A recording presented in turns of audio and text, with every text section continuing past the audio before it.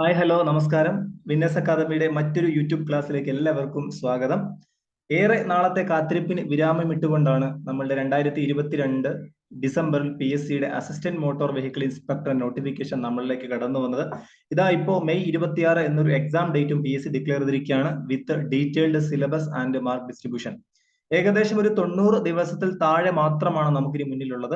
ഇനിയുള്ള ഈ ദിവസങ്ങളിൽ അത്രയും വ്യക്തമായ ഒരു പ്ലാനിങ്ങും ചിട്ടയോടും കൂടി പഠിച്ചാൽ തന്നെയും നമുക്ക് സിമ്പിൾ ആയിട്ട് ക്രാക്ക് ചെയ്യാൻ പറ്റുന്ന ഒരു എക്സാം ആണ് ഈ AMV അല്ലെങ്കിൽ അസിസ്റ്റന്റ് മോട്ടോർ വെഹിക്കിൾ ഇൻസ്പെക്ടർ എന്ന് പറയുന്നത്. അതെന്തുകൊണ്ട് അങ്ങനെ പറയുന്നു എന്ന് വെച്ചാൽ നമുക്ക് സിലബസിലേക്ക് ഒന്ന് കണ്ണോടിച്ചാൽ മനസ്സിലാകും. പഴയ ഇതിനു മുമ്പ് പ്രീവിയസ് എക്സാം നടന്ന അതേ സിലബസിൽ തന്നെയാണ് PSC മാർക്ക് ഡിസ്ട്രിബ്യൂഷനിൽ മാറ്റം വരുത്തിക്കൊണ്ട് നമ്മുടെ മുന്നിലേക്ക് തന്നിരിക്കുന്നത്. ഏകദേശം 40 മാർക്ക് മെക്കാനിക്കൽ പ്യുവർ മെക്കാനിക്കൽ സബ്ജക്റ്റിൽ നിന്നും 40 മാർക്ക് എന്ന് പറയുന്നത് പ്യുവർലി ഓട്ടോമൊബൈലിൽ നിന്നുമാണ്. ഈക്വൽ വെയിറ്റേജ് ആണ് മെക്കാനിക്കൽ പ്ലസ് ഓട്ടോമൊബൈൽ സ്റ്റുഡൻസിനായിട്ട് PSC തന്നിരിക്കുന്ന സിലബസിലുള്ളത്. അപ്പോൾ നമുക്ക് അന്ന് 20 മാർക്ക് എന്ന് പറയുന്നത് പക്ക ജനറൽ നോളജ് ആയിരുന്നു. അതിന് പകരം അതേ പാറ്റേണിലുള്ള അല്ലെങ്കിൽ ജോബ് റിലേറ്റഡ് ടോപ്പിക്കുമായി ബന്ധപ്പെട്ട ഒരു 20 മാർക്ക്, അതും ഏകദേശം ഒരു ജനറൽ നോളജിന്റെ അതേ മാതിരിയാണ്. പ്രത്യേകിച്ച് കൺസെപ്റ്റോ കാര്യങ്ങളോ ഒന്നും ആവശ്യമില്ല. എത്രത്തോളം മെമ്മറി നമുക്കുണ്ടോ ആ മെമ്മറി ടെസ്റ്റിലൂടെ മാത്രം നമുക്ക് അക്വയർ ചെയ്യാൻ പറ്റുന്ന ആ 20 മാർക്ക് എന്ന് പറയുന്നതും വളരെ പ്രധാനപ്പെട്ടതാണ്. അതുകൊണ്ട് തന്നെ 20 ഔട്ട് ഓഫ് 10, 20ൽ കുറഞ്ഞ ഒന്നും നമ്മൾ പ്രതീക്ഷിക്കരുത്. ആ 20 മാർക്ക് ആയിരിക്കാം നിങ്ങളെ ചിലപ്പോൾ മറ്റുള്ളവരുമായി ഡിഫറൻഷിയേറ്റ് ചെയ്യുന്ന അല്ലെങ്കിൽ നിങ്ങളെ റാങ്ക് ലിസ്റ്റിലേക്ക് നയിക്കുന്ന ഘടകം എന്നുള്ളത്.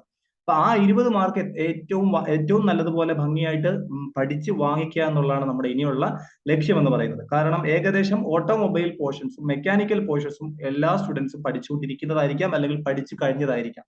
അപ്പൊ വിന്നേഴ്സ് അക്കാദമി നമ്മുടെ ഈ ബാക്കിയുള്ള ജോബ് റിലേറ്റഡ് ടോപ്പിക്കിന്റെ ക്ലാസ് ഇന്ന് മുതൽ സ്റ്റാർട്ട് ചെയ്യാണ്. അതിൽ സ്റ്റാർട്ടിങ് നമ്മൾ ചെറിയ സെഷനാണ് എടുക്കാൻ ഉദ്ദേശിക്കുന്നത്. അപ്പൊ അതിന് മുന്നോടി നമുക്ക് ജസ്റ്റ് സിലബസിലേക്ക് ഒന്ന് കടന്നു ചെല്ലാം. അപ്പൊ നമ്മുടെ സിലബസിൽ നമുക്ക് നോക്കിയാൽ മനസ്സിലാകും, അവസാനത്തെ 20 മാർക്കിൽ തന്നെ PSC 2 കാറ്റഗറി ചെയ്തിട്ടുണ്ട്. ആദ്യത്തെ മാർക്ക് എന്ന് പറയുന്നത് ഒരു 10 മാർക്കിൻ്റെത് topic based on driving licence എന്ന് പറയുന്ന ഒരു പോർഷനും, അതിൽ തന്നെ വീണ്ടും സബ് ഡിവിഷൻസ് ആണുള്ളത്. 5 മാർക്ക് എന്ന് പറയുന്നത് motor vehicle regulation 2017, chapter 2 of the motor vehicle act 1988 വീണ്ടും 5 മാർക്ക്. അപ്പൊ ഇതിൽ നമുക്ക് കാണുന്ന ഒരു ട്രിക്കിയായ ഒരു കാര്യമുണ്ട്. തൊട്ട് താഴേക്ക് നോക്കിയാൽ മനസ്സിലാകും, ജോബ് റിലേറ്റഡ് ടോപ്പിക് എന്ന് പറഞ്ഞ് 10 മാർക്ക് പറയുന്നുണ്ട്. അതിൽ തന്നെ 7+3 ആയിട്ട് ഡിവിഷനും കൊടുത്തിട്ടുണ്ട്. അപ്പൊ നിങ്ങളിവിടെ നോക്കുക, ദ മോട്ടോർ വെഹിക്കിൾ ആക്ട് 1988 ബന്ധപ്പെട്ട കാര്യങ്ങളാണ് ഈ 10 മാർക്കിൽ നമ്മളോട് ചോദിക്കാൻ പോകുന്നത്. അതിൽ തന്നെയും നിങ്ങൾ നോക്കിയാൽ മനസ്സിലാകും, ചാപ്റ്റർ 1 അതായത് പ്രിലിമിനറി എന്ന് പറയുന്ന ടോപ്പിക്കിലെ സബ് ടോപ്പിക്സ് ഉൾപ്പെടെ PSC ഡീറ്റെയിൽ ആയിട്ട് കൊടുത്തിട്ടുണ്ട്. അപ്പൊ ഇതിൽ നിന്ന് നിങ്ങൾക്കൊരു കാര്യം വ്യക്തമാണ്, ഈ സെക്കൻഡ് പോർഷൻ ആയിട്ട് കൊടുത്തിരിക്കുന്ന 10 മാർക്കിൽ നിന്ന് കുറച്ചധികം ഒബ്ജക്റ്റീവ് ക്വസ്റ്റ്യൻസ് വേണമെങ്കിൽ ഡയറക്റ്റ് ആയിട്ട് ഈ തന്നിരിക്കുന്ന സിലബസിൽ നിന്ന് തന്നെ നിങ്ങൾക്ക് വേണമെങ്കിൽ ട്രാക്ക് ചെയ്തെടുക്കാവുന്നതാണ്. അതിനിടയിൽ ക്വസ്റ്റ്യൻസ് ഉണ്ടാവില്ലെന്നല്ല, എങ്കിൽ കൂടിയും ഈ ഡയറക്റ്റ് ക്വസ്റ്റ്യൻസ് വേണമെങ്കിൽ സിലബസിനെ ബേസ് ചെയ്ത് വേണമെങ്കിൽ ചോദിക്കാവുന്നതാണ്. ഓക്കെ, അപ്പൊ ഇവിടെ നിങ്ങൾക്ക് നോക്കിയാൽ മനസ്സിലാകും, ചാപ്റ്റർ 1 എന്ന് പറയുന്ന ഒരു ചാപ്റ്റർ കൊടുത്തിട്ടുണ്ട്. ദെൻ അതിൽ നിന്ന് നേരെ പോയിരിക്കുന്ന ചാപ്റ്റർ 4ലേക്കാണ്. ഇപ്പൊ 1 കഴിഞ്ഞ് 2 ഉണ്ട്, 3 ഉണ്ട്, 4 ഉണ്ട്. പക്ഷെ അവയൊന്നും ടച്ച് ചെയ്യാതെ നേരെ പോയിരിക്കുന്നത് 4 എന്ന ചാപ്റ്ററിലേക്കാണ്. അതിന്റെ അർത്ഥം 1ൽ നിന്ന് നേരെ 4ലേക്കല്ല, അതിനിടയിൽ ചാപ്റ്റർ ഇല്ലെന്നല്ല. അതിന്റെ ഒരു ആൻസർ ആണ് തൊട്ട് മുകളിൽ കൊടുത്തിരിക്കുന്നത്. B നോക്കിയാൽ മനസ്സിലാകും, ചാപ്റ്റർ 2. അതായത് ചാപ്റ്റർ 2 എന്ന് പറയുന്നത് നമുക്ക് സിലബസിൽ പഠിക്കാനുണ്ട്. അതിന് മാത്രമുള്ള വെയിറ്റേജ് എന്ന് പറയുന്നതും 5 മാർക്കാണ്. അപ്പൊ ചാപ്റ്റർ 1 മുതൽ ചാപ്റ്റർ 14 വരെയുള്ള ചാപ്റ്റർ പഠിച്ചാൽ നിങ്ങൾക്ക് കിട്ടുന്നത് 10 മാർക്കാണ്. അതിന്റെ കൂടെ ചാപ്റ്റർ 2 മാത്രം കൊടുത്തിരിക്കുന്ന ഒരു വെയിറ്റേജ് ആണ് 5 മാർക്ക് എന്നുള്ളത്. അത് വളരെ ചെറിയ സെഷനാണ്. നമ്മൾ ഇന്ന് നമ്മൾ സ്റ്റാർട്ട് ചെയ്യുന്നതും ഈ 5 മാർക്കിന്റെ ചാപ്റ്റർ 2 ആണ്. ഓക്കെ, അപ്പൊ നിങ്ങൾ ഓർത്തിരിക്കേണ്ട കാര്യം, ഈ the motor vehicle act 1988 chapter 1 മുതൽ ലാസ്റ്റ് ചാപ്റ്റർ വരെ ഡീറ്റെയിൽ ആയിട്ട് പഠിക്കുവാണെങ്കിൽ നിങ്ങൾ 10+5 15 മാർക്ക് നിങ്ങൾക്ക് ഈസി ആയിട്ട് സ്കോർ ചെയ്യാം. പോയിട്ട് 5 മാർക്ക് മാത്രമാണ് ആ 20ൽ വ്യത്യാസപ്പെട്ടിരിക്കുന്നത്. അതും എളുപ്പമല്ലെന്നല്ല, അതും എളുപ്പമാണ്. എത്രത്തോളം നിങ്ങൾ പഠിച്ച് മെമ്മറി നിങ്ങൾ മാക്സിമം കൂട്ടി, എത്രത്തോളം നിങ്ങൾ വെറുതെ ഇരിക്കുന്ന സമയത്തും അല്ലാത്ത സമയത്തൊക്കെ മാക്സിമം നിങ്ങൾ ഈ പറഞ്ഞ ഓരോ റെഗുലേഷൻസും റൂൾസും അമെന്റ്മെന്റും കാര്യങ്ങളൊക്കെ ഓർത്തോർത്തിരിക്കുന്നത്, അത്രത്തോളം നിങ്ങൾ ആ റാങ്കിലേക്ക് നിങ്ങൾ ലീഡ് ചെയ്ത് പോകും. ഓക്കെ, അപ്പൊ നമുക്ക് നോക്കാൻ പോകുന്നത് ഏതാന്ന് വെച്ചാൽ, മോട്ടോർ വെഹിക്കിൾ ആക്ട് 1988 എന്താണ് ബേസിക്സ്, അതിലെ ചാപ്റ്റർ 2 എന്ന് പറയുന്നതിന്റെ കുറച്ച് സെക്ഷൻസ് മാത്രമാണ്. ഓക്കെ, അപ്പൊ നമുക്ക് നോക്കാം. അപ്പൊ നമ്മൾ ഇന്ന് ഡിസ്കസ് ചെയ്യുന്നത് മോട്ടോർ വെഹിക്കിൾ ആക്ട് 1988. ഓക്കെ, അപ്പൊ ബിഫോർ ദാറ്റ് നമ്മൾ നോക്കാം എന്താണ് ഒരു മോട്ടോർ വെഹിക്കിൾ ആക്ട് കൊണ്ട് ഉദ്ദേശിക്കുന്നത്. നമുക്കറിയാം, ദൈനംദിനം നമ്മൾ കാണുന്നതാണ് വാഹനങ്ങളുടെ പെരുപ്പം എന്നുള്ളത്. ജനസംഖ്യ പോലെ തന്നെ പ്രപ്പോർഷനേറ്റ് ആയിട്ട് വർദ്ധിച്ചു വരുന്നതാണ് വാഹന പെരുപ്പം എന്നുള്ളത്. രണ്ടുപേർ താമസിക്കുന്ന വീടുകളിൽ പോലും 3-4 വാഹനങ്ങൾ ഇവിടെ സ്വാഭാവികം മാത്രമാണ്. അതോടൊപ്പം വർദ്ധിച്ചു വരുന്ന ഒരു കാര്യമാണ് വാഹനങ്ങളുടെ വാഹനങ്ങൾ കൊണ്ടുണ്ടാവുന്ന അപകടം എന്നുള്ളത്. നമുക്ക് പണ്ടൊക്കെ പത്രമാധ്യമങ്ങളിലൂടെ ഒരു വാർത്ത കണ്ട നമ്മൾ അത്ഭുതത്തോടെ നോക്കിയിരുന്ന വാർത്തകൾക്ക് പകരം ഇന്നത് വെറും സ്വാഭാവികമായ വാർത്തകൾ മാത്രമായി ഇടം പിടിച്ചിരിക്കുന്നതാണ് വണ്ടി ആക്സിഡൻസ് എന്ന് പറയുന്നത്. അപ്പൊ അതുകൊണ്ട് തന്നെ ഒരു റോഡ് സേഫ്റ്റി അല്ലെങ്കിൽ വാഹനങ്ങളുടെ അമിത ഉപയോഗം കൊണ്ടുണ്ടാവുന്ന ആക്സിഡൻസ് കുറയ്ക്കുക, അത് മാത്രമല്ല റോഡിലൂടെ ഒരു ഡ്രൈവിംഗ് സംസ്കാരം നിലനിർത്തിയെടുക്കുക തുടങ്ങിയ ആവശ്യങ്ങൾക്ക് അല്ലെങ്കിൽ ഫംഗ്ഷൻ ചെയ്യുന്നതിന് വേണ്ടിയാണ് മോട്ടോർ വെഹിക്കിൾ ആക്ട് നിലവിൽ വന്നിരിക്കുന്നത്. അപ്പൊ ഈ മോട്ടോർ വെഹിക്കിൾ ആക്ട് എന്ന് പറയുന്നത് ഏറ്റവും റീസെന്റ് ആയിട്ട് വന്നിരിക്കുന്നത് 2019 റൂളാണ്. ഏറ്റവും സ്ട്രിക്റ്റ് ഇന്ത്യൻ ഗവൺമെന്റ് അല്ലെങ്കിൽ ഓരോ സ്റ്റേറ്റുകളും ഫോളോ ചെയ്യുന്ന ഏറ്റവും ലേറ്റസ്റ്റ് ആയിട്ട് വന്നിരിക്കുന്ന ഭേദഗതി എന്ന് പറയുന്നത് 2019 മോട്ടോർ വെഹിക്കിൾ ആക്ട് നിയമമാണ്. അപ്പൊ അതിനു മുന്നും പല വർഷങ്ങളിലായിട്ട് ഈ മോട്ടോർ വെഹിക്കിൾ ആക്ടുകൾ ഉണ്ടായിരുന്നു. അപ്പൊ എന്താണ് മോട്ടോർ വെഹിക്കിൾ ആക്ട് എന്ന് പറഞ്ഞാൽ, റോഡിലൂടെ വണ്ടി അപകടങ്ങൾ കുറയ്ക്കുക, റോഡിലൊരു ഡ്രൈവിംഗ് സംസ്കാരം ഏറ്റവും ഭംഗിയായിട്ട് തന്നെ സസ്റ്റെയിൻ ചെയ്ത് പോകുക, വാഹനങ്ങളുമായി ബന്ധപ്പെട്ട എല്ലാ കാര്യങ്ങളും പ്രതിപാദിക്കുന്ന ഒരു മാർഗരേഖയാണ് മോട്ടോർ വെഹിക്കിൾ ആക്ട് എന്ന് പറയുന്നത്. ഓക്കെ, സോ നമുക്ക് നോക്കാം.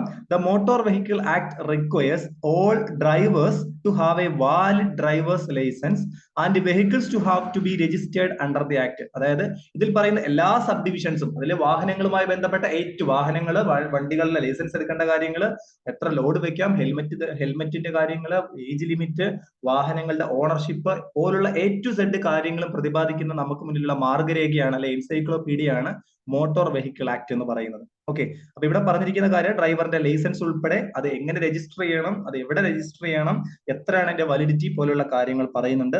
അതോടൊപ്പം the main objective of this act are to ensure road safety. ഇത് തന്നെയാണ് പ്രധാന ഫംഗ്ഷൻ എന്ന് പറയുന്നത്. റോഡ് സേഫ്റ്റി എൻഷുർ ചെയ്യുക, കോമ്പൻസേഷൻ ഫോർ ആക്സിഡന്റ് വിക്ടിംസ്, എന്തെങ്കിലും അപകടങ്ങൾ ഉണ്ടായാൽ ആ വിക്ടിംസിനുള്ള കോമ്പൻസേഷൻ, ദെൻ ഇൻഷുറൻസുമായി ബന്ധപ്പെട്ട് പ്രതിപാദിക്കുന്നുണ്ട്, വെഹിക്കിളിന്റെ വാലിഡിറ്റിയെ കുറിച്ച് പറയുന്നുണ്ട്, അതിന്റെ രജിസ്ട്രേഷനെ കുറിച്ച് പറയുന്നുണ്ട്. ഓക്കെ, അപ്പൊ ഇതോടൊപ്പം ഈ പറയുന്ന എല്ലാ കാര്യങ്ങളും നമ്മുടെ ദൈനംദിന വാഹനങ്ങൾ ഓടിക്കുമ്പോൾ ശ്രദ്ധിക്കേണ്ട കാര്യങ്ങൾ മുതൽ വണ്ടി നമ്മൾ പർച്ചേസ് ചെയ്യുന്ന കാര്യങ്ങൾ മുതൽ അത് നമ്മൾ റോഡിൽ ഓടിക്കുമ്പോൾ ശ്രദ്ധിക്കേണ്ട കാര്യങ്ങൾ, എല്ലാ കാര്യങ്ങളും പ്രതിപാദിക്കുന്ന ഒരു നിയമ ഭേദഗതിയാണ് മോട്ടോർ വെഹിക്കിൾ ആക്ട് എന്ന് പറയുന്നത്. ഓക്കെ, ഇപ്പൊ നമ്മൾ സിലബസിൽ പറഞ്ഞിരിക്കുന്നത് 1988 ഭേദഗതി ചെയ്ത മോട്ടോർ വെഹിക്കിൾ ആക്ടിന്റെ കാര്യങ്ങൾ മാത്രമാണ് സിലബസിൽ പറഞ്ഞിരിക്കുന്നത്. ഈ പറയുന്ന മോട്ടോർ വെഹിക്കിൾ ആക്ട് നിലവിൽ കൊണ്ടുവരുന്നത് ഇന്ത്യൻ പാർലമെന്റ് ആണ്. അതുകൊണ്ട് തന്നെ കംപ്ലീറ്റ് റൂൾസ്, ഓരോ സ്റ്റേറ്റുകൾക്കും റൂളുകൾ വേണമെങ്കിൽ മാറ്റാതിരിക്കാം. അപ്പൊ ഇന്ത്യൻ പാർലമെന്റ് പറയുന്നതാണ് ഇത്. ഇന്ത്യൻ പാർലമെന്റ് ആണ് ഈ നിയമം പാസ്സാക്കുന്നതും അത് അമെൻഡ് ചെയ്യുന്നതും അത് നിലവിൽ കൊണ്ടുവരുന്നതും. Okay, so the motor vehicle act passed in the year 1988 by the Indian Parliament regulates almost all aspects of road transport vehicles. Okay, just എന്താണ് മോട്ടോർ വെഹിക്കിൾ ആക്ട് എന്ന് പറയാൻ മാത്രമേ ഈ സ്ലൈഡ് കൊണ്ട് ഉദ്ദേശിച്ചിട്ടുള്ളൂ. നമുക്ക് അതിന്റെ ഡീറ്റെയിലിംഗിലേക്ക് പോകാം. ഓവറോൾ ഒരു കാര്യങ്ങളാണ് ഈ ഒരു സ്ലൈഡിൽ കൊടുത്തിരിക്കുന്നത്. മോട്ടോർ വെഹിക്കിൾ ആക്ട് 1985 ബന്ധപ്പെട്ട പ്രധാനപ്പെട്ട കാര്യങ്ങൾ. അതിൽ നിങ്ങൾ വേണമെങ്കിൽ ഇതിന്നൊരു ക്വസ്റ്റ്യൻ നമുക്ക് വേണമെങ്കിൽ ചോദിക്കാം. അതിൽ ആദ്യത്തെ കാര്യം ഓർത്തിരിക്കേണ്ടത് act number. Motor vehicle act 1988 act number എന്നറിയപ്പെടുന്ന നമ്പർ എത്ര? 59 ആക്ട് പ്രകാരമാണ് 1988 നിലവിൽ വന്നിരിക്കുന്നത്. ഇനി ഓർത്തിരിക്കേണ്ട കാര്യം 1988 ഒക്ടോബറിലാണ് ഈ നിയമം പാർലമെന്റ് പാസ്സാക്കിയതെങ്കിലും അത് നിലവിൽ വന്നത് 1989 ജൂലൈ 1 അത് നിർബന്ധമായിട്ട് ഓർത്തിരിക്കേണ്ട ഡേറ്റ് ആണ്. ഈ മോട്ടോർ വെഹിക്കിൾ ആക്ട് 1988 എൻഫോഴ്സ് ചെയ്ത ഡേറ്റ് ഏത്? 1/7/1989. അപ്പൊ നമുക്ക് വേണമെങ്കിൽ ചോദിക്കാം, ഇതിനു മുമ്പ് നിയമങ്ങൾ ഉണ്ടായിരുന്നില്ലേ? തീർച്ചയായിട്ടും ഉണ്ടായിരുന്നു. ഇതിനു മുമ്പ് ഈ റൂൾ വന്നിരുന്നത് 1939 ഈ 1939 അവസ്ഥ നമുക്കറിയാം. അന്ന് ബ്രിട്ടീഷ് ഇന്ത്യ ആയിരുന്നു, അല്ലെ? ബ്രിട്ടീഷുകാരാണ് ഇന്ത്യ റൂൾ ചെയ്തിരുന്നത്. സോ ആ സമയത്തുള്ള വണ്ടികളുടെ സ്ട്രക്ചറോ വണ്ടികളുടെ കാര്യങ്ങളോ പൊല്യൂഷനോ പോലൊന്നും അല്ല ഇന്ന് ഇപ്പൊ 2023 എത്തി നിൽക്കുമ്പോൾ നമുക്ക് കാണാൻ കഴിയാം. അപ്പൊ ഓരോ കാലഘട്ടത്തിനനുസരിച്ച് മോട്ടോർ വെഹിക്കിൾ ആക്ട് ഭേദഗതി ചെയ്യേണ്ടി വരുന്നതിന്റെ ആവശ്യം അവിടെ നമുക്ക് ഊഹിക്കാം. പണ്ട് ബ്രിട്ടീഷുകാർ ഇന്ത്യ ഭരിച്ചിരുന്ന സമയത്തുള്ള വാഹനങ്ങളല്ല ഇന്ന് ഉപയോഗിക്കുന്ന വാഹനങ്ങൾ. ഇന്ന് മോഡേൺ വാഹനങ്ങളാണ്. വാഹനങ്ങളുടെ എല്ലാ ക്വാളിറ്റീസും ഇത് മാറി, അതിന്റെ നമ്പറുകൾ മാറി, അതനുസരിച്ചുള്ള പരിഷ്കാരങ്ങളും ഭേദഗതികളും നമുക്ക് നിർബന്ധമായിട്ട് വരും. ഓക്കെ, 1939 മുന്നേ പരിഷ്കരിച്ചിരുന്നത് 1914 ആദ്യത്തെ മോട്ടോർ വെഹിക്കിൾ ആക്ട് ഉണ്ടായിരുന്നത്. 14 39 വരുമ്പോൾ നമുക്കറിയാം ബ്രിട്ടീഷ് ഇന്ത്യ ആയിരുന്നു.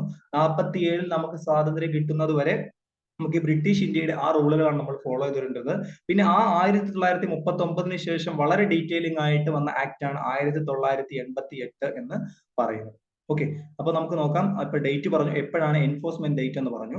ദെൻ മിനിസ്ട്രി, ഏത് മിനിസ്ട്രിയാണ് ഈ പറയുന്ന മോട്ടോർ വെഹിക്കിൾ ആക്ടിന്റെ ആയി ബന്ധപ്പെട്ടിരിക്കുന്നത്? നമുക്കറിയാം ഇപ്പൊ ഒരു foreign affairs, ministry of foreign affairs ഉണ്ട്, ഗതാഗതം, അങ്ങനെ ഓരോന്നോരോന്നുണ്ട് അല്ലെ. അപ്പൊ അതിൽ ഏത് വകുപ്പാണ് ഈ പറഞ്ഞ മോട്ടോർ വെഹിക്കിൾ ആക്ട് നിലവിൽ കൊണ്ടുവരുന്നതും ഈ നിയമം പാസ്സാക്കുന്നതും? Ministry of road transport and highway എന്ന വകുപ്പാണ് ഈ മോട്ടോർ വെഹിക്കിൾ ആക്ടുമായി റിലേറ്റ് ചെയ്യാൻ പറ്റുന്നത്. ഓക്കെ, ഇനി മോട്ടോർ വെഹിക്കിൾ ആക്ട് 1988 രണ്ട് ടൈറ്റിൽസ് ആണ് കൊടുത്തിരിക്കുന്നത്. ഏറ്റവും സിമ്പിൾ ആയിട്ട് പറഞ്ഞാൽ ഇപ്പൊ പറഞ്ഞതുപോലെ തന്നെ 1988 മോട്ടോർ വെഹിക്കിൾ ആക്ട് എന്ന് പറയാം. കുറച്ചുകൂടി ഡീറ്റെയിലിംഗ് അല്ലെങ്കിൽ ലോങ് ടൈറ്റിൽ ആയിട്ട് നമ്മൾ പറയുന്നത് മോട്ടോർ വെഹിക്കിളിന്റെ കംപ്ലീറ്റ് അമെന്റ്മെന്റും കൺസോളിഡേറ്റുമാണ്. ആൻഡ് ആക്ട് ടു കൺസോളിഡേറ്റ്, എല്ലാം കൂടെ കൺസോളിഡേറ്റ് എന്ന് പറഞ്ഞാൽ എല്ലാം കൂടെ ഒരുമിച്ച് ചേർക്കുക.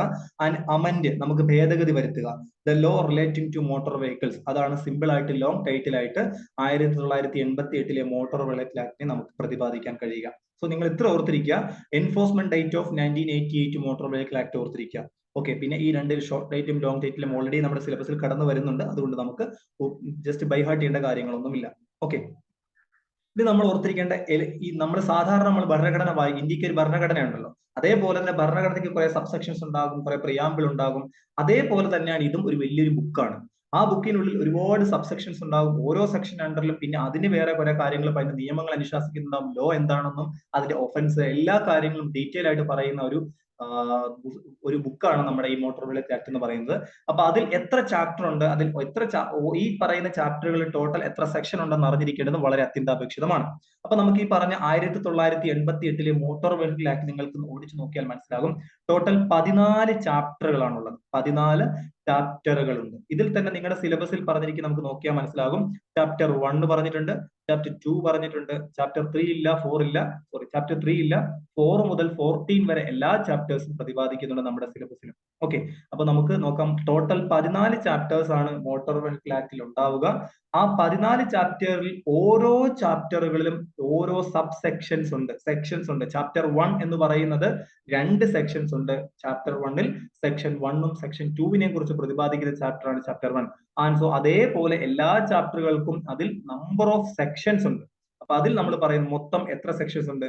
S1, അതിന് നമ്പർ കൊടുത്തിരിക്കുന്നത് സെക്ഷൻ 1 മുതൽ 217 കഴിഞ്ഞാൽ 217A എന്ന് പറയുന്ന സെക്ഷൻ വരെയാണ് ടോട്ടൽ സെക്ഷൻ നമ്പർ ചെയ്തിരിക്കുന്നത്. ഓക്കെ, ഓർക്കുക, ഒരു മോട്ടോർ വെഹിക്കിൾ ആക്ടിൽ 1988 14 ചാപ്റ്ററുകളിലായി ഡിസ്ട്രിബ്യൂട്ട് ചെയ്ത് എത്ര സെക്ഷൻസ് ആണ്? 217 അല്ലെങ്കിൽ 217A S1 ഒന്നാമത്തെ ചാപ്റ്റർ മുതൽ 14ാമത്തെ ചാപ്റ്റർ നമ്മൾ തീർത്ത് വായിക്കുമ്പോൾ 217ാമത്തെ സെക്ഷൻ വരെ നമ്മൾ അത് പാസ് ചെയ്ത് പോയിട്ടുണ്ടാകും. ഓക്കെ, അപ്പൊ ഈ രണ്ട് പോയിന്റുകളും വളരെ പ്രധാനപ്പെട്ടതാണെന്ന് ഓർത്തിരിക്കുക. ഓക്കെ, ഇത് നമ്മൾ നോക്കാൻ പോകുന്ന ഇന്നത്തെ ക്ലാസ്സിൽ ചാപ്റ്റർ 2 ആണ്. കാരണം നമ്മൾ സിലബസ് തുടങ്ങിയപ്പോഴേ പറഞ്ഞു ചാപ്റ്റർ 2 ആണ് നമ്മൾ 5 മാർക്കിന്റെ വെയിറ്റേജ് ഉള്ളത്. അതുകൊണ്ട് തന്നെ ചാപ്റ്റർ 2-ൽ നമുക്ക് സ്റ്റാർട്ട് ചെയ്യാം. ചാപ്റ്റർ 2 എന്ന് പറയുന്നത് ഏറ്റവും ഓരോ ചാപ്റ്ററുകൾക്കും ഒരു സ്പെഷ്യൽ ഹെഡിങ് ഉണ്ടായിരിക്കും. അതിൽ വരുന്ന എല്ലാ സെക്ഷൻസും എന്ന് പറയുന്നതും ആ പറയുന്ന മെയിൻ ഹെഡിങ്ങിനെ റിലേറ്റ് ചെയ്യുന്നതായിരിക്കും. ചാപ്റ്റർ 2-വിന്റെ മെയിൻ ഹെഡിങ് എന്ന് പറയുന്ന ഓർത്തിരിക്കുക, ലൈസൻസിങ് ആണ്. ലൈസൻസിങ് ഓഫ് ആരുടെ? Drivers of motor vehicle. Motor വെഹിക്കിളിന്റെ ഡ്രൈവർമാരുടെ ലൈസൻസിനെ കുറിച്ച് മാത്രം ഉള്ള പ്രതിപാദിക്കുന്ന ഏരിയയാണ് ചാപ്റ്റർ 2 എന്ന് പറയുക. അതൊരു ഒബ്ജക്റ്റീവ് ക്വസ്റ്റ്യൻ ആണ്. Chapter 2 includes option A registration of motor vehicle, option B licensing of motor vehicle, option C മറ്റെന്തെങ്കിലും അങ്ങനെ തന്നിട്ട് വേണമെങ്കിൽ അങ്ങനെ ചോദിക്കാം. സോ ഈ ഹെഡിങ് ഉൾപ്പെടെ, കാരണം ഞാൻ ആദ്യമേ പറഞ്ഞു പക്ക മെമ്മറി ടെസ്റ്റ് തന്നെയാണ് ഈ അവസാനത്തെ 20 മാർക്ക് എന്ന് പറയുന്നത്. നമ്മൾ സാധാരണ ജനറൽ നോളജ് പഠിക്കുന്നത് പോലെ തന്നെ വായിച്ച് തന്നെ മനസ്സിലാക്കാൻ പറ്റുന്ന കാര്യങ്ങൾ. പ്രത്യേകിച്ച് ഒരു കോൺസെപ്റ്റ് ആവശ്യമില്ല. മാക്സിമം വായിച്ച് റിവൈസ് ചെയ്ത് നമ്മൾ മെമ്മറി ഒന്ന് ടെസ്റ്റ് ചെയ്ത് മെമ്മറി മാക്സിമം കൂട്ടി കൊണ്ടുവരിക എന്ന് മാത്രമേ ഇതിൽ ട്രിക്കി ആയിട്ട് കാര്യമുള്ളൂ. ഓക്കെ, അപ്പൊ ചാപ്റ്റർ 2 എന്ന് പറയുന്നത് ഞാൻ പറഞ്ഞു ലൈസൻസിങ് ഓഫ് ഡ്രൈവേഴ്സ് ആണ് പ്രതിപാദിക്കുന്നത്. അതിൽ എത്ര സെക്ഷൻസ് ഉണ്ട്? 26 സെക്ഷൻ ആണ് ചാപ്റ്റർ 2-വിൽ മാത്രമുള്ളത്. 217 സെക്ഷൻ ഉണ്ടെന്ന് നമ്മൾ പറഞ്ഞു. അതിൽ 26 സെക്ഷനും കടന്നു വരുന്നത് ചാപ്റ്റർ 2-വിലാണ്. അപ്പോ ചാപ്റ്റർ 2 എവിടെ നിന്ന് തുടങ്ങണം? നമ്മൾ പറഞ്ഞിരുന്നു മൊത്തം S1 മുതൽ S217 വരെ ഉണ്ട്. അതിൽ 3-ലാണ് സ്റ്റാർട്ട് ചെയ്യുന്നത് അല്ലെ. ഇത് ചാപ്റ്റർ 2 ആണ്. അപ്പൊ ചാപ്റ്റർ 1-ൽ എത്ര എണ്ണം കാണുമായിരിക്കും? ചാപ്റ്റർ 2-വിൽ 3 തുടങ്ങിയാൽ ചാപ്റ്റർ 1-ലായിരിക്കും 1 and 2 അല്ലെ. സെക്ഷൻ 1ഉം സെക്ഷൻ 2ഉം ഉണ്ടാവുന്നത് ചാപ്റ്റർ 1ലും ചാപ്റ്റർ 2 എന്ന് പറയുന്ന നമ്പർ തുടങ്ങുന്നത് നോക്കിയ സെക്ഷൻ 3 മുതൽ സെക്ഷൻ 28 വരെയാണ്. അതും ഒരു ഒബ്ജക്റ്റീവ് ക്വസ്റ്റ്യൻ ആണ് അല്ലെ. എത്ര സെക്ഷൻസ് ആണ് ചാപ്റ്റർ 2വിൽ ഉണ്ടാവുന്നത്? ഒരു ക്വസ്റ്റ്യൻ 26 സെക്ഷൻ ആണ്. ഇനി ആ സെക്ഷന്റെ നമ്പറിംഗ് ഓർത്തിരിക്കുക. S3 മുതൽ S28 വരെ 3, 2, 8 ഈ നമ്പറുകൾ വളരെ പ്രധാനപ്പെട്ട. ഓപ്ഷൻ തരുമ്പോൾ നിങ്ങളോട് ഏറ്റവും അടുത്തടുത്ത നമ്പറുകളെ തരുള്ളൂ. 3 മുതൽ 25 വരെ, 3 മുതൽ 26 വരെ, 3 മുതൽ 29 വരെ, 3 മുതൽ 28 വരെ, അങ്ങനെയൊക്കെ തരും. അപ്പം ഓർത്തിരിക്കേണ്ട ആൻസർ എന്താ? ചാപ്റ്റർ 2 ലൈസൻസിങ് എന്ന് പറയുന്നതിൽ ടോട്ടൽ 26 സെക്ഷൻസ് ഉണ്ട്. ആ 26 സെക്ഷൻസിലും കൂടി വരുന്നതാണ് S3 മുതൽ S28 വരെ. അപ്പൊ നമ്മൾ ഇന്നത്തെ ക്ലാസ്സിൽ 4 സെക്ഷൻസ് മാത്രമേ നമ്മൾ നോക്കുന്നുള്ളൂ. S3, S4, S5, S6. അടുത്ത ക്ലാസ്സുകളിൽ നമ്മൾ ബാക്കിയുള്ളത് അങ്ങനെ നമ്മൾ ഡിസ്കസ് ചെയ്യും. അപ്പൊ നമുക്ക് പതിയെ പഠിച്ചു പോകാം. അപ്പൊ നമ്മൾ നോക്കാം. ഇന്ന് നമ്മൾ തുടങ്ങാൻ പോകുന്നത് ആദ്യം നമ്മൾ ഓവറോൾ ഐഡിയ പറയുവാണ്. ഓരോ സെക്ഷനിലും എന്താണ് പ്രതിപാദിക്കുന്നത് അത് തന്നെ ആദ്യം മനസ്സിലാക്കി വെക്കുക. നമ്മൾ ഓൾറെഡി പറഞ്ഞു പോയിരുന്നു ലൈസൻസിങ്ങിനെ കുറിച്ചാണ് ചാപ്റ്റർ 2 മൊത്തം പ്രതിപാദിക്കുന്നത് അല്ലെ. അപ്പൊ അതിൽ S3 എന്ന് പറയാം. സെക്ഷൻ 3 എന്താണ് പറയുന്നത്? Necessity of driving licence. ഒരു ഡ്രൈവിംഗ് ലൈസൻസിന്റെ ആവശ്യകതയെ കുറിച്ചാണ്, അല്ലെങ്കിൽ ഡ്രൈവിംഗ് ലൈസൻസ് ആവശ്യമുണ്ടോ ആവശ്യമില്ലയോ എന്ന കാര്യമാണ് സെക്ഷൻ 3യിലൂടെ നമ്മൾക്ക് മനസ്സിലാക്കി തരുന്നത്. സെക്ഷൻ 4 എന്ന് പറയുന്നത് ഏജ് ലിമിറ്റ്. ഒരു ലൈസൻസ് കിട്ടാൻ വേണ്ടി എത്ര വർഷമാവണം, അല്ലെങ്കിൽ ഒരു വണ്ടി ഓടിക്കണമെങ്കിൽ നമുക്ക് എത്ര ഏജ് ആവണം പോലെയുള്ള കാര്യങ്ങളാണ് സെക്ഷൻ 4യിലൂടെ നമുക്ക് മോട്ടോർ വെഹിക്കിൾ ആക്ട് 1988 പറഞ്ഞു തരുന്നത്. ദെൻ സെക്ഷൻ 5 എന്ന് പറയുന്നത് responsibility of owner. Motor vehicle നൽകുന്ന ആളെ, മോട്ടോർ വെഹിക്കിളിന്റെ ഓണറിന്റെ റെസ്പോൺസിബിലിറ്റിയെ കുറിച്ചാണ് സിമ്പിൾ ഒരു സെക്ഷൻ ആണത്. സെക്ഷൻ 6 എന്ന് പറയുന്നത് restrictions on the holding of driving licence. ആരൊക്കെ കൈവശം വെക്കാം, ആരൊക്കെ കൈവശം വെച്ചുകൂടാ, ഏതൊക്കെ ഡ്രൈവിംഗ് ലൈസൻസ് കൈവശം വെക്കാം പോലെയുള്ള കാര്യങ്ങളാണ് S6ൽ നമ്മളോട് പറഞ്ഞു തരുന്നത്. അപ്പൊ ടോട്ടൽ ആയിട്ട് 4 സെക്ഷൻസ് നമ്മൾ പറയാൻ ഉദ്ദേശിക്കുന്നത്. S3 സെക്ഷൻ 3 എന്ന് പറഞ്ഞ പേര് ഇപ്പൊ തന്നെ പഠിച്ചു പോവാ. ഡ്രൈവിംഗ് ലൈസൻസിന്റെ നെസസിറ്റി. S4 age limit. ഒറ്റ വാക്ക് കണക്ട് ചെയ്താൽ മതി. ഒന്നാമത്തെ necessity, 2 S4 age limit, S5 ഓണറിന്റെ റെസ്പോൺസിബിലിറ്റി, S6 എന്ന് പറഞ്ഞാൽ ഹോൾഡിംഗ് ഓഫ്. ഇതോർത്താൽ ഹോൾഡിംഗ് ഓഫ് ഡ്രൈവിംഗ് ലൈസൻസ്. നമ്മൾ അടുത്തത് ഓരോ സെക്ഷൻ നമുക്ക് ഡീറ്റെയിലിംഗ് ആയിട്ട് നോക്കാം. അപ്പൊ ഓവറോൾ കാര്യങ്ങൾ പിടികിട്ടിയെന്ന് വിചാരിക്കുന്നു. S3 മുതൽ S6 വരെയുള്ള ഓരോ വാക്കുകൾ, ആ വാക്കുകൾ ഒന്ന് ഓർത്തിരിക്കുക. നമുക്ക് ഇനി അടുത്ത സെഷനിലേക്ക് പോവാം. ദെൻ S3 എന്താണ്, S4 എന്താണ്, S5 എന്താണ്, S6 എന്താണെന്ന കാര്യങ്ങളിലേക്ക് നമുക്ക് കിടക്കുവാണ്. അപ്പൊ നമുക്ക് നോക്കാം ആദ്യം എന്താണ് S3യിൽ പറഞ്ഞു വരുന്നത്. ഓക്കെ, S3 എന്ന് പറഞ്ഞാൽ ഓൾറെഡി നമ്മൾ ഹെഡിങ് പറഞ്ഞിരുന്നു, നെസസിറ്റി ഓഫ് ഡ്രൈവിംഗ് ലൈസൻസ്. അതിന്റെ അണ്ടറിൽ 2 പരാമർശങ്ങളാണ് മോട്ടോർ വെഹിക്കിൾ ആക്ടിൽ പറഞ്ഞു വെച്ചിരിക്കുന്നത്. അതിൽ ആദ്യത്തെ എന്ന് പറഞ്ഞാൽ പ്രത്യേകിച്ച് ഓർക്കേണ്ട കാര്യം, എല്ലാവർക്കും അറിയാവുന്ന കാര്യമാണ്.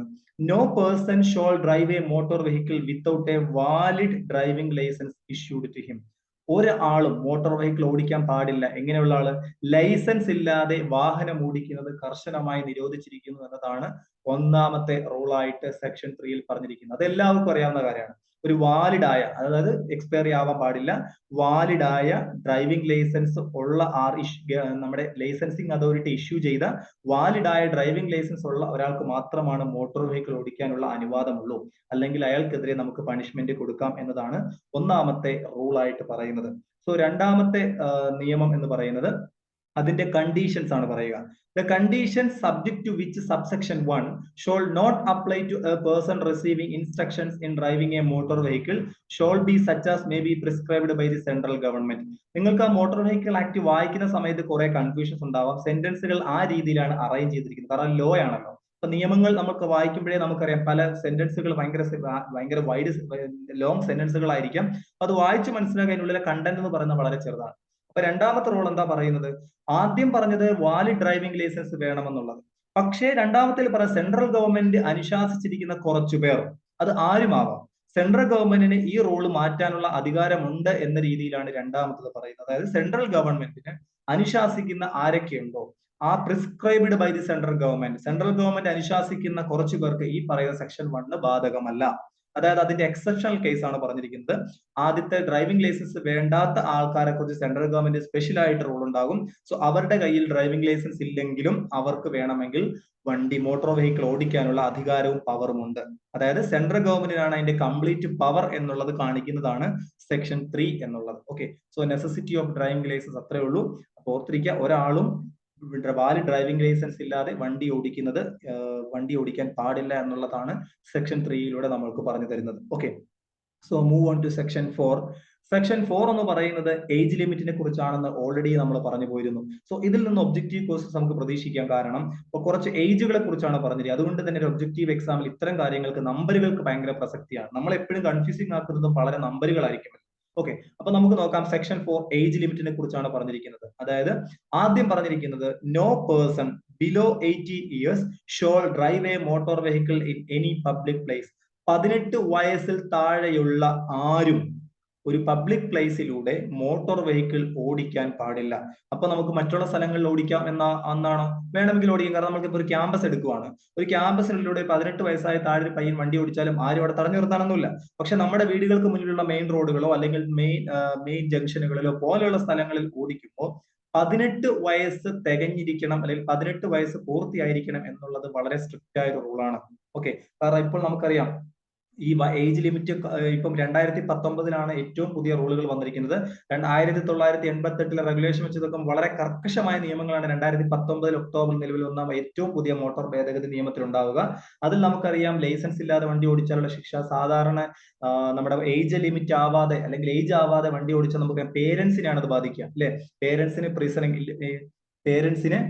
ഇത്ര വർഷം ജയിലും പ്ലസ് ഇത്ര വർഷം ഇത്ര എമൗണ്ട് കെട്ടിവെക്കണം പോലുള്ള കാര്യങ്ങളൊക്കെ വളരെ സ്ട്രിക്റ്റ് ആയിട്ട് പറയുന്ന ഒരു റൂളാണ് 2019 മോട്ടോർ വെഹിക്കിൾ ആക്ടിലുള്ളത്. അപ്പോൾ ഇവിടെ നമ്മൾ ഡിസ്കസ് ചെയ്യുന്ന 1988 റൂൾസ് മാത്രമാണ്. 18 വയസ്സാണ് ഒരു വാഹനം ഓടിക്കാൻ, ഒരു ലൈറ്റ് മോട്ടോർ വെഹിക്കിൾ ഓടിക്കാൻ വേണ്ടി ഉള്ള ഒരാളുടെ പ്രായം 18 വയസ്സ് പൂർത്തിയാവണം എന്നുള്ളതാണ്. അതിൽ രണ്ടാമത്തെ ഒരു എക്സെപ്ഷണൽ കേസ് ആണ് പറഞ്ഞിരിക്കുന്നത്. 18 വയസ്സിൽ താഴെയുള്ളവർക്ക് വണ്ടി ഓടിക്കാം. അതാണ് താഴെ പറഞ്ഞിരിക്കുന്നത്.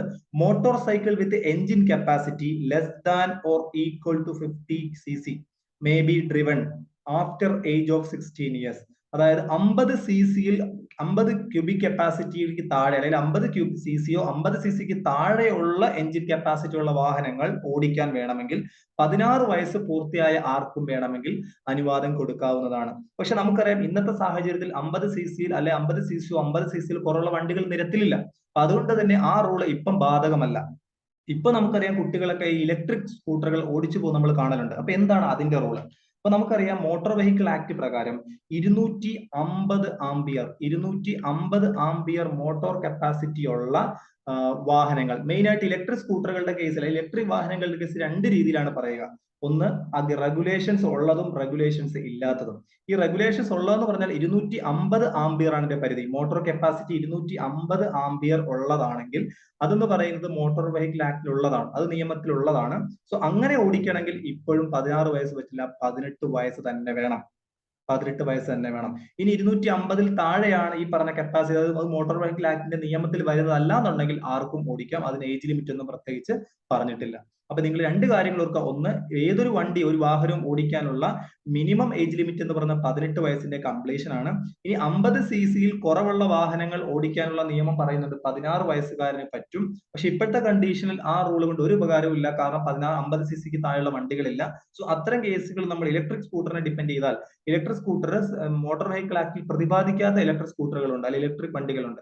അത്തരം വാഹനങ്ങൾ ഓടിക്കുന്നതിന് ഈ വയസ്സ് പ്രശ്നമല്ല. അല്ലാത്ത ഇലക്ട്രിക് വാഹനങ്ങൾ ഉൾപ്പെടെ 18 വയസ്സായാൽ മാത്രമേ അയാൾക്ക് നിരത്തിലിറക്കാനുള്ള അധികാരമുള്ളൂ.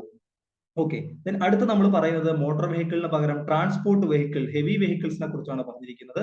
No person below 20 years shall drive a transport vehicle in any public place. ഒരു ട്രാൻസ്പോർട്ട് വെഹിക്കിൾ ഓടിക്കാനുള്ള അയാളുടെ പ്രായപരിധി എന്ന് പറയുന്നത് 20 വയസ്സ് പൂർത്തിയാവണം എന്നുള്ളതാണ്.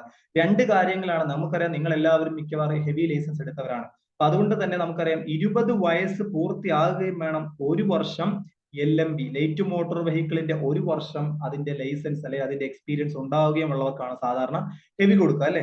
അപ്പം രണ്ട് കാര്യങ്ങളാണുള്ളത്. 20 വർഷം അപ്പൊ ഒരു ഹെവി ലൈസൻസ് കിട്ടാനുള്ള കണ്ടീഷനാണ് പറയുന്നത്. 20 വയസ്സ് അയാൾക്ക് പൂർത്തിയാകുകയും വേണം. മാത്രമല്ല ലൈറ്റ് മോട്ടോർ വെഹിക്കിളിൽ 1 വർഷം അയാൾക്ക് ആ ലൈസൻസിൽ 1 വർഷം അത് കഴിഞ്ഞിരിക്കുകയും വേണം. ഈ രണ്ട് കണ്ടീഷൻ ഉണ്ടെങ്കിൽ മാത്രമാണ് ഹെവി ലൈസൻസ് അയാൾക്ക് അപ്ലൈ ചെയ്യാൻ പോലും പറ്റുള്ളൂ.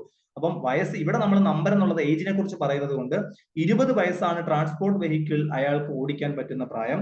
LMB ലൈറ്റ് മോട്ടോർ വെഹിക്കിൾസ് ഓടിക്കാൻ പറ്റില്ല, സ്കൂട്ടറുകൾ ബൈക്കുകളൊക്കെ ഓടിക്കാൻ പറ്റുന്ന പ്രായം 18 വയസ്സാണെന്നും ഓർത്തിരിക്കുക. ഓർത്തിരിക്കുക. സോ ഈ ഒരു സെക്ഷൻ ഈ ഏജ് ലിമിറ്റിന്റെ ആയതുകൊണ്ട് തന്നെ വളരെ പ്രധാനപ്പെട്ടതാണ്. നമുക്ക് ഒബ്ജക്റ്റീവ് ക്വസ്റ്റ്യൻ വേണമെങ്കിൽ പ്രതീക്ഷിക്കാവുന്ന ഏരിയയുമാണ്. Okay, so move on to section 5. Section 5 is very simple. Section 3യും section 4ലുമുള്ള കോൺട്രഡിക്ഷൻസ് ആണ് section 5 പറയുക. നമുക്ക് നോക്കാം.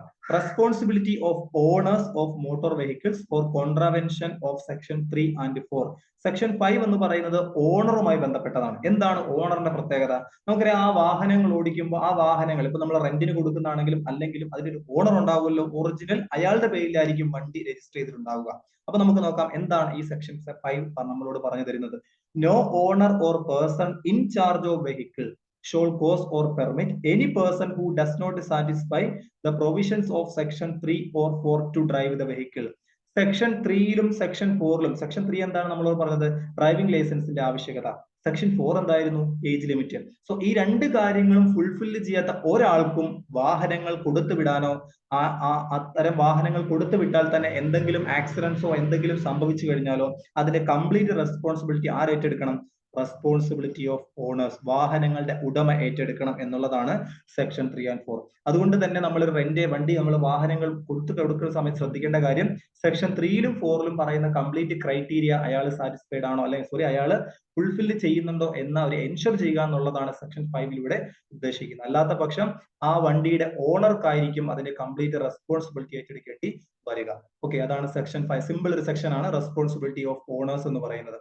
അപ്പൊ സെക്ഷൻ 3 പഠിച്ചു, സെക്ഷൻ 4 പഠിച്ചു, and section 5. Move on to last section, section 6. Section 6ൽ 3 കാര്യങ്ങളാണ് നമ്മളോട് പറഞ്ഞു തരുന്നത്. ഓക്കെ, അതിൽ ഓരോന്നും നമുക്ക് നോക്കി പോവാം.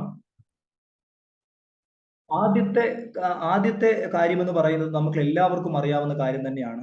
No holder. നമുക്ക് സെക്ഷൻ 6 എന്താണ് പറയുന്നത്? ഡ്രൈവിംഗ് ലൈസൻസ് ഹോൾഡ് ചെയ്യുന്നതിനെ കുറിച്ചാണ്. സെക്ഷൻ 6ലെ മൊത്തം പറയുന്നത് ഡ്രൈവിംഗ് ലൈസൻസ് കൈവശം വെക്കാനുള്ള നിയമങ്ങളെ കുറിച്ചാണ്. അതിൽ സെക്ഷൻ 6ൽ ആദ്യം പറയുന്നത് നോ ഹോൾഡർ ഓഫ് ലൈസൻസ്. അത് ഡ്രൈവിംഗ് ലൈസൻസ് ആണെങ്കിലും ലേണേഴ്സ് ലൈസൻസ് ആണെങ്കിലും കൈവശം വെക്കുന്നതിനെ കുറിച്ച് പറയുവാണ്. Shall permit it to be used by any other person. എന്റെ കയ്യിലുള്ള ഡ്രൈവിംഗ് ലൈസൻസ് മറ്റൊരാൾ ഉപയോഗിച്ചുകൊണ്ട് വണ്ടി യൂസ് ചെയ്യാൻ പാടില്ല. അതായത് ഓരോ വണ്ടി ഓടിക്കുന്ന ആൾക്കും അവന്റെ പേരിലുള്ള വാലിഡ് ഡ്രൈവിംഗ് ലൈസൻസ് ഉണ്ടായിരിക്കണം. മറ്റൊരാളുടെ വാലിഡായ ഡ്രൈവിംഗ് ലൈസൻസ് ഉപയോഗിച്ചുകൊണ്ടോ ലേണേഴ്സ് ടെസ്റ്റ് പാസ്സായതിന്റെ ലൈസൻസ് ഉപയോഗിച്ചുകൊണ്ടോ വണ്ടി ഓടിക്കാൻ പാടില്ല എന്നതാണ് ഒന്നാമത്തെ നിയമം നമ്മളോട് പറയുന്നത്. അതെല്ലാവർക്കും അറിയാവുന്ന കാര്യം. മറ്റൊരാൾ ഡ്രൈവിംഗ് ലൈസൻസ് ഉപയോഗിച്ചുകൊണ്ട് നമുക്ക് വണ്ടി ഓടിച്ച് പിടിച്ചാൽ നമുക്ക് പിഴയും കിട്ടും, ഫൈനും കിട്ടും. ഓക്കെ, സോ രണ്ടാമത്തെ കാര്യം എന്ന് പറയുന്നതും അതിനോട് കണക്ട് ചെയ്ത് തന്നെയാണ്. No person will be allowed to hold multiple driving licence except learners. ഇന്നിന്റെ സാഹചര്യത്തിൽ കുറച്ച് പ്രശ്നങ്ങളൊക്കെ ഇതിനുണ്ട് എങ്കിൽ കൂടിയും സപ്പോസ് ഒരാൾ ഒരു LMV ലൈറ്റ് ഒരു കാർ ഓടിക്കുന്ന ഒരു കാറിന്റെ ലൈസൻസ് അയാളുടെ ഉണ്ടെന്ന് വിചാരിക്കുക. ആ സെയിം ടൈം അയാളുടെ കയ്യിൽ ഒരു ഹെവി ലൈസൻസിനും സെപ്പറേറ്റ് ലൈസൻസ് ഉണ്ടാവാൻ പാടില്ല. ഇത് എല്ലാം കൂടെ നമ്മൾ ലൈസൻസ് ഒക്കെ കോമൺ ആയിട്ട് ഒറ്റ ലൈസൻസ് അയാളുടെ അണ്ടറിൽ പാടുള്ളൂ. അതായത് ആദ്യം അയാളുടെ കയ്യിൽ ഒരു സ്കൂട്ടർ ഓടിക്കാനുള്ള ലൈസൻസ് കിട്ടി, അല്ലെങ്കിൽ ബൈക്ക് ഓടിക്കാനുള്ള ലൈസൻസ് കിട്ടി. അത് കഴിഞ്ഞ് അയാൾ ലേറ്റ് ഒരു കാർ ഓടിക്കാനുള്ള 4 വീലറിന് വേണ്ടി ലൈസൻസ് അപ്ലൈ ചെയ്തു. സോ അങ്ങനെ വരുന്ന സമയത്ത് ആ പറയുന്ന 2ഉം 3ഉം 4ഉം എല്ലാം ഒരൊറ്റ ലൈസൻസിന്റെ അണ്ടറിലായിരിക്കണം. ഒരൊറ്റ ലൈസൻസേ നിങ്ങളുടെ കയ്യിൽ കാണാൻ പാടുള്ളൂ. മൾട്ടിപ്പിൾ ഡ്രൈവിംഗ് ലൈസൻസ് വെച്ചുകൊണ്ട് നടക്കാൻ പാടില്ല എന്നുള്ളതാണ് പറയുക. ഇപ്പോഴത്തെ കണ്ടീഷൻ നമുക്കറിയാം, ഇതെല്ലാം ഓൺലൈനിലേക്ക് മാറി അല്ലെ, ഫുൾ ഓൺലൈനിലേക്ക് മാറി. അങ്ങനെ വരുന്ന കേസിൽ ചിലപ്പോൾ നമ്മുടെ കയ്യിൽ ഓൾറെഡി ലൈസൻസ് ഉണ്ടാവും, അത് ചിലപ്പോൾ അവർ തിരിച്ചു വാങ്ങണമെന്നില്ല. നമുക്ക് ആ രീതിയിലേക്ക് കാലഘട്ടം മാറിയിട്ടുണ്ട്. പക്ഷെ നമ്മൾ റൂൾ എന്ന് പറയുന്നത് ഇങ്ങനെയാണ്: മൾട്ടിപ്പിൾ ഡ്രൈവിംഗ് ലൈസൻസ് ഒരാളും കൈവശം വെച്ചുകൊണ്ട് നടക്കാൻ പാടില്ല. ദെൻ മൂന്നാമത്തെ എന്ന് പറയുന്നത് nothing in this section shall preventing a license authority having the jurisdiction from adding to the classes of vehicles which the driving license authorizes the holder to drive. എന്തെങ്കിലും addition of class അയാൾക്ക് വന്നാൽ, ആ person വന്നാൽ, അത് driving licence അതോറിറ്റിക്ക് issue ചെയ്യാനുള്ള അധികാരവും പവറും ഉണ്ട്. അതായത് സപ്പോസ് അയാൾക്ക് ഒരു LMV എടുത്തു, ഒരു കാർ ഓടിക്കാനുള്ള ലൈസൻസ് അയാളുടെ കയ്യിലുണ്ട്. ആ ലൈസൻസ് കൊണ്ട് അയാൾ എന്ത് ചെയ്തു? ഹെവിയും കൂടെ പാസ്സായി. അപ്പൊ ആ സമയത്ത് അയാൾക്ക് വേണമെങ്കിൽ പോയിട്ട് എന്ത് ചെയ്യാം?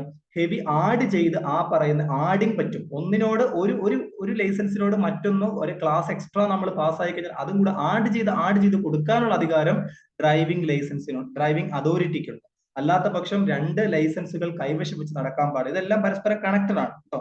അത് റൂളായി സെപ്പറേറ്റ് പറഞ്ഞുള്ളൂ. ജൂറിസ്ഡിക്ഷൻ എന്ന് പറഞ്ഞാൽ നമുക്കറിയാലോ, അതിന്റെ പരിധിയാണ്.